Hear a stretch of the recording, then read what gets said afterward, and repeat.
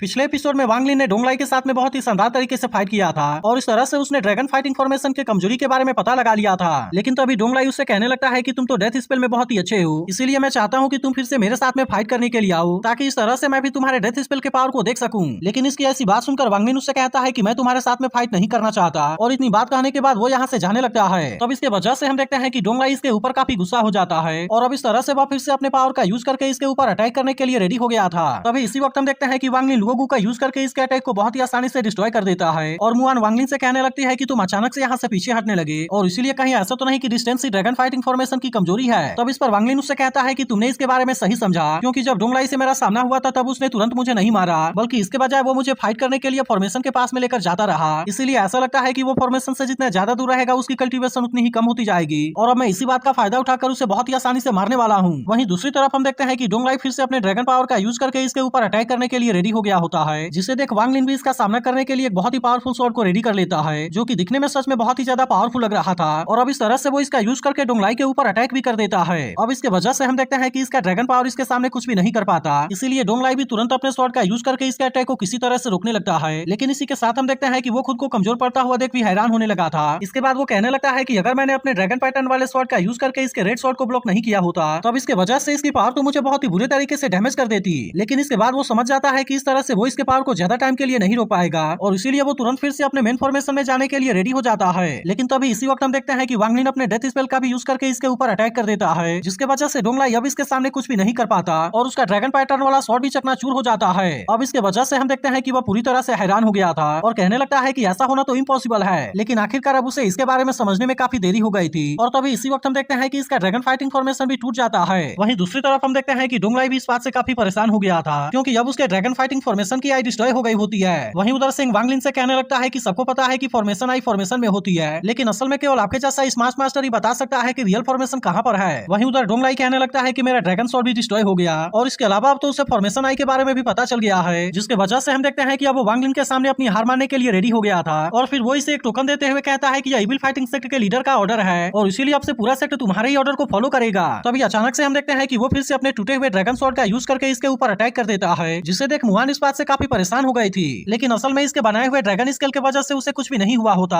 और फिर हम देखते हैं कि वो इसके स्वॉर्ड को पूरी तरह से डिस्ट्रॉय कर देता है। तब इसे देख डोंगलाई कहने लगता है कि मुझे तो यकीन ही नहीं होता कि मैं उसके सामने कुछ भी नहीं हूँ और आखिरकार अब इस तरह से वो यहाँ पर मारा जाता है। तब इसे देख सभी कहने लगते हैं कि लीडर की तो मौत हो गई। लेकिन तभी इसी वक्त हम देखते हैं कि सेंग वांग लिन को नया लीडर बोलते हुए रिस्पेक्ट देने लगा था, जिसे देख बाकी लोग भी उसके सामने ऐसा ही करने लगते हैं और अब इस तरह से वे सभी इसे अपना लीडर मानने के लिए रेडी हो गए थे। तभी लुओगु इसके पास आकर कहने लगता है कि आपको तो लीडर सक्सेशन के लिए एक बहुत बड़ी सेरेमनी करनी चाहिए ताकि सभी डीमन को पता तो चले कि आप कितने ज्यादा पावरफुल हैं। लेकिन हम देखते हैं कि वांग लिन इस पर उससे कोई भी जवाब नहीं देता, जिसके बाद वो तुरंत वहाँ से साइड हो जाता है। इसके बाद वो सिंह को टोकन देते हुए कहता है कि मैं तुम्हें यहाँ का टेम्पररी लीडर बनाता हूँ और मैं सबसे पहले चाहता हूँ कि तुम किसी सीक्रेट रूम को रेडी करो, क्योंकि मैं कुछ दिनों के लिए वहाँ पर प्रैक्टिस करना चाहता हूँ। जिसके बाद हम देखते हैं कि सिंह उससे अपने साथ लेकर किसी सीक्रेट जगह पर आ गया था, जिसे कि असल में खुद डोंगलाई ने अपने लिए बनाया था। इसीलिए वो वांग लिन से कहता है कि मास्टर आपको इसके बारे में बिल्कुल भी चिंता नहीं करनी चाहिए, क्योंकि यह जगह सच में पूरी तरह से सेफ है। तभी वांग लिन मुआन से कहता है कि मैं बहुत ही जल्द तुम्हें यहाँ से लेकर जाने वाला हूँ। लेकिन अब इसके बारे में सुनते ही मुआन काफी परेशान हो जाती है और फिर उससे कहती है कि क्या सच में तुम मुझे वापस भेजना चाहते हो। तब इस पर वांग लिन उससे कहता है कि अभी तुम्हें खुद को हील करने के ऊपर ध्यान देने की जरूरत है और अब इतनी बात कहकर वो यहाँ से आगे जाने लगता है। लेकिन तभी इसी बीच हम देखते हैं कि इसके ऐसे बातों से मुआन काफी उदास हो गई थी और इसीलिए ऐसा लग रहा था कि वह वांग लिन को पसंद करने लगी है। इसके बाद अगले सीन में हम देखते हैं कि मुआन वहाँ से उदास होकर बाहर आ गई होती है, जहाँ पर वो वांग लिन के साथ में बिताए हुए पलों को याद करने लगती है, क्योंकि वांग लिन ने उसे बचाने के लिए अपने जान का भी बाजी लगा दिया था और फिर उससे कहा था कि चलो मैं अब तुम्हें लोगों को मारने के लिए लेकर चलता हूँ। अब इसके बारे में याद करके वो सोचने लगती है कि हर कोई तो रोमांस देखना चाहता है, जबकि वह तो लोगों को मारने के लिए मुझे अपने साथ ले गया।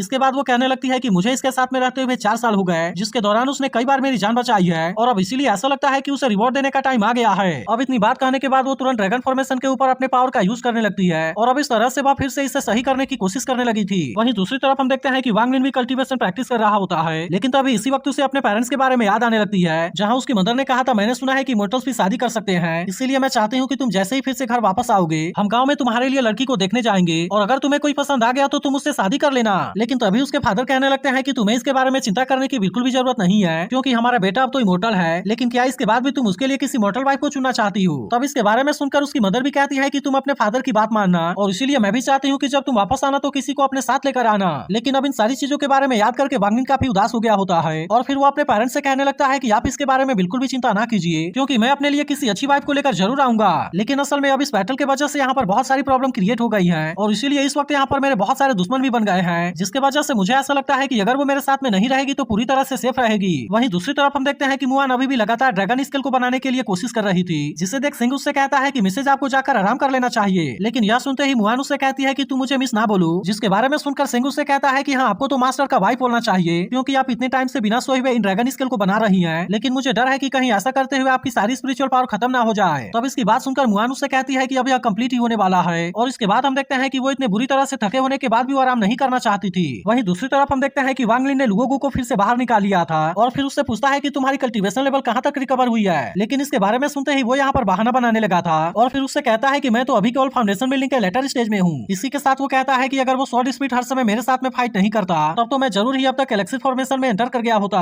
लेकिन इसकी ऐसी बात सुनते ही वांग लिन इसे घूरने लगता है, जिसके बाद वो कहने लगता है कि मैं तो एलेक्सिस फॉर्मेशन से केवल एक स्टेप दूर हूँ। लेकिन तभी इसी वक्त हम देखते हैं कि वो अपने पावर का यूज करके इसे पकड़ लेता है और फिर इस तरह से वो इसके अंदर चमकते हुए किसी चीज को चेक करने लगा था। तब इसे देख लुओगु भी हैरान होते हुए कहने लगता है कि यह एलेक्सिस फॉर्म कब हो गया, लेकिन मुझे ऐसा लगता है कि मैंने बहुत सारे सोल को निगल लिया है और मैंने इसके बारे में बिल्कुल भी नोटिस नहीं किया। तभी वांग लिन उससे पूछता है कि क्या तुम्हारी मेमोरी रिकवर हुई। तब इसके बारे में सुनकर वो सोचने लगता है कि मैं तो एलेक्सिस फॉर्मेशन में एंटर कर गया हूँ और शायद इसी वजह से मेरे दिमाग में बहुत सारे पिक्चर्स आने लगे हैं, लेकिन आखिरकार वो इसके बारे में कैसे जानता है। लेकिन तभी इसी बीच हम देखते हैं कि वो वांग लिन के साथ में फाइट करने का डिसाइड कर लेता है, क्योंकि इस तरह से वो इसे हरा कर यहाँ से भागना चाहता था। लेकिन तभी इसी वक्त हम देखते हैं कि वांग लिन अपने डेथ स्पेल का यूज करके इसके ऊपर अटैक करने लगता है, जिसके वजह से वो इस पावर के सामने कुछ भी नहीं कर पाता और फिर उसके सामने अपने जान की भीख मांगने लगता है। तब इसकी ऐसी बात सुनकर वांग लिन भी उसे छोड़ देता है और फिर उसे कहता है कि तुमने कितने सोल को निगला है, तुम उन सबको बाहर निकालो। जिसके बाद हम देखते हैं कि लुओगु को इसकी बात माननी पड़ती है और फिर वो एक एक करके सोल को अपने अंदर से बाहर निकालने लगता है। अब इसके कुछ देर के बाद हम देखते हैं कि उसने एक एक करके सारे सोल को बाहर निकाल दिया था, लेकिन अब इसके वजह से उसे वांग लिन के ऊपर गुस्सा भी आता है। इसीलिए वो कहने लगता है कि तुम मुझे केवल नेशन सोल कल्टीवेशन लेवल में एंटर कर जाने दो, जिसके बाद मैं किसी ना किसी दिन तुम्हारे साथ में फाइट जरूर करूंगा।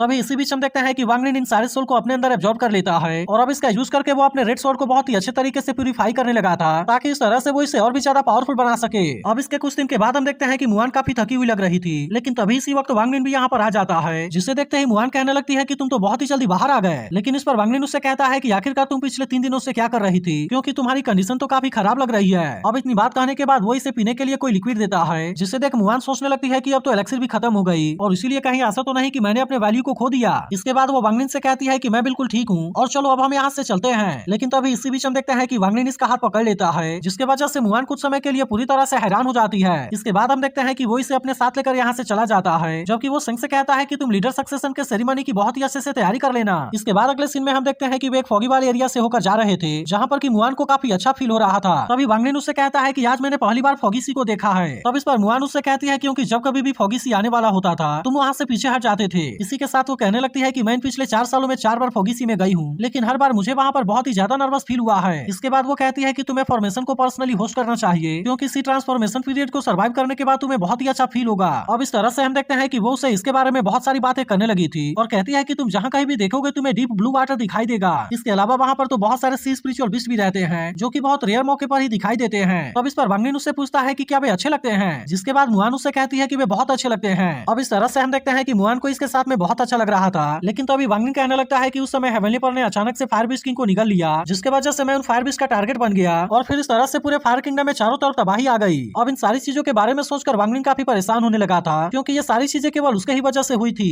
लेकिन तभी इसी वक्त हम देखते हैं कि वे किसी जगह पर आ गए थे, जहाँ वांग लिन मुआन से कहता है कि मैं अब तुम्हें यहीं पर छोड़ देता हूँ। लेकिन इसी के साथ हम देखते हैं कि वो अब तक के इसके सारे हेल्प के लिए उसे थैंक यू भी कहता है और फिर वो कॉन्शियसनेस के कण को इसके अंदर डाल देता है, ताकि इस तरह से अगर कोई नेशन सोल स्टेज के नीचे वाला कोई भी इसके ऊपर अटैक करने की कोशिश करेगा तब वो अपने पावर से इसे किसी भी तरह से हर्ट नहीं कर पाएगा। लेकिन तभी इसी बीच हम नोटिस करते हैं कि मुआन यहाँ से जाते हुए काफी उदास हो गई थी और फिर वो वांग लिन से भी कहती है कि तुम भी वहाँ पर छुपने के लिए मेरे साथ में क्यों नहीं आ जाते। लेकिन इस पर वांग लिन उससे कहता है कि इसकी कोई जरूरत नहीं है, जिसके बाद मुआन उससे पूछती है कि क्या हम फ्यूचर में एक दूसरे से कभी मिलेंगे। लेकिन हम देखते हैं कि वांग लिन इस पर उससे कोई भी जवाब नहीं देता, जिसके बाद मुआन उसे अपने रिफाइन किए गए बहुत सारे एलेक्सिर देती है और फिर उससे कहती है कि इनके फंक्शन के बारे में मेंशन किया हुआ है। जिसके बाद वांग लिन उससे कहता है कि मैंने 4 साल पहले तुम्हें सेफ रखने का वादा किया था, इसीलिए मुझे ऐसा लगता है कि अब मैंने इसे पूरा कर दिया है और अब इस तरह से हम दोनों के ऊपर किसी का भी कोई एहसान नहीं है। इसके बाद हम देखते हैं कि वांग लिन इसे गुड बाय बोलकर यहाँ से जाने लगता है। लेकिन तभी इसी वक्त मुआन उससे अपने पास से एक जेट स्लिप देती है, लेकिन वांग लिन इसके बारे में उससे कुछ कह पाता है इसके पहले मुआन यहाँ से गायब हो जाती है। जिसके बाद हमें पता चलता है कि इन पिछले 4 सालों में वांग लिन ने बहुत बार इसकी जान बचाई थी और इसीलिए उसने इस जेट स्लिप को इसके बदले में तैयार किया था, क्योंकि वो इसके साथ में बिताए हुए पलों को कभी भी नहीं भूल पाएगी और इसीलिए उसने जेट स्लिप का स्पेशल गिफ्ट उसके लिए तैयार किया है। फिर हमें पता चलता है कि उसने इसे इविल फाइटिंग सेक्टर के ड्रैगन फाइटिंग फॉर्मेशन से लिया है, जिसके अंदर डिफेंस और अटैक दोनों का कॉम्बिनेशन है। इसी के साथ वो कहती है, मुझे पता है कि तुम्हें अपने गोल को अचीव करना है, जिसके वजह से कल्टीवेशन का यह रास्ता बहुत ही खतरनाक है। इसीलिए वो उम्मीद करती है कि अगर वह कभी किसी खतरे में आ गया तब यह फॉर्मेशन उसकी मदद करेगा। जिसके बाद हम देखते हैं कि इसके बारे में जानकर वांग निन भी इस बात से थोड़ा सा इमोशनल हो गया होता है और फिर से यहाँ से जाने लगता है। इसके बाद अगले सीन में हम देखते हैं कि वह हेवनली पर्ल के अंदर आकर कल्टीवेशन प्रैक्टिस करने लगा था और इस तरह से उसने बहुत ही आसानी से किलिंग ऑर्डर को रिमूव कर दिया होता है। लेकिन फिर वो कहने लगता है कि यह चियान कुन का गोल्डन एलिक्सिर है, इसीलिए फ्यूचर में अगर कभी जरूरत पड़ा तो मैं इसे ले लूंगा, क्योंकि ऐसा लगता है कि इसका सक्सेस रेट काफी हाई होगा।